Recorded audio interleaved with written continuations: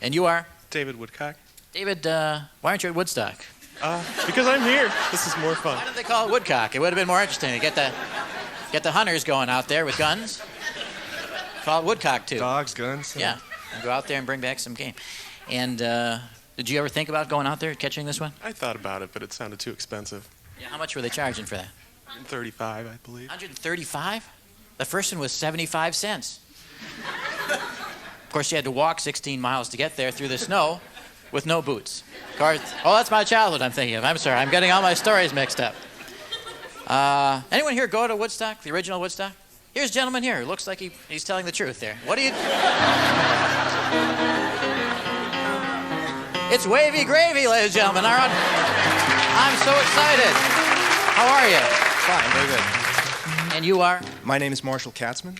Marshall, tell me what happened at, what was it, 60, what year, 69? Well, I brought a picture of myself Marshall Katzman at Woodstock. Hang on just a second. I thought it would be good on radio. I don't know if you can get it in focus there. You were a woman in 1969. Very attractive at that point. You really are quite lovely. Is that you there with your stomach hanging out? That's me with my stomach hanging out, right. So you're not any worse anyway. Actually, a little thinner than you. I've lost some weight, yes. Well, that's very good. So there has been some progress since then. This is, I don't know if you can see it there at home. Wow. This is at Woodstock? At Woodstock. And are these people naked in the mud? Anybody that you know? Well, actually, the gentleman over there is currently hosting the festival this year on his farm. Is that right? Who's that? That's Ralph Schaller. Okay. And the women? The women, that's Julie. She was a friend of mine from college. Are they naked as well? No. Oh. And her friend Lisa. And my kids saw it for the first time today. Well, that's terrific. Beautiful picture. Now, tell us, what happened? Where were you in that point when you decided to go to Woodstock? Well, my friend Frank, it was going to be on his neighbor's farm. So he said, we have tickets. You living in New York? I was living in Ann Arbor. And he said he had tickets for Woodstock. You want to go? Yeah. And I said no.